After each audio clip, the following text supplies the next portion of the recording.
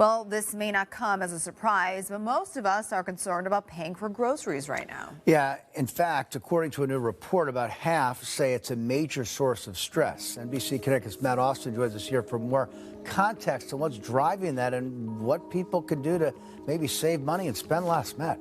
Amber and Kevin, a lot of the stress, of course, is that prices are high and some continue to rise.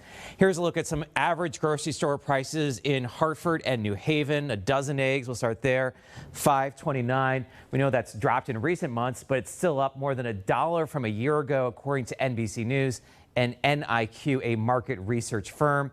A 32-ounce orange juice rings up at $5.21. That's also up about $1 there also from a year ago. A pound of fresh ground beef increased about 10%, and a pound of chicken breasts is up slightly.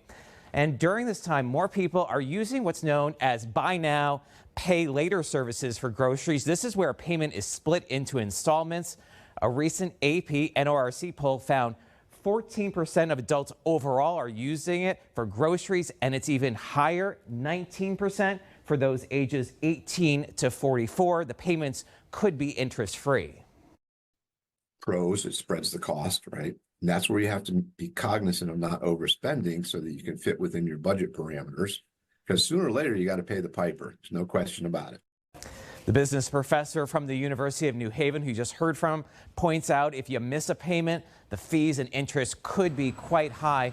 And while these loans currently don't affect your credit score, that's expected to change this fall. So to help you save money at the grocery store, we spoke with a dietitian from Hartford Healthcare, Christopher Barrett. I think it comes to especially the protein sources. I really think is like, what's the diversity of that protein source, right? When we look at like ground meat, that can be used for multiple meals versus just one meal. Meals can help you stick to a list and also potentially prevent food waste. Barrett says the average American wastes about $800 worth of food each year.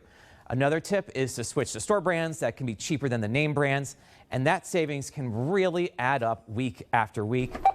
Be on the lookout for virtual coupons that many stores offer, and some Medicare Advantage plans have a grocery allowance. Matt Austin, NBC Connecticut News. Kevin, back to you. Every little bit counts, Matt. Thank you.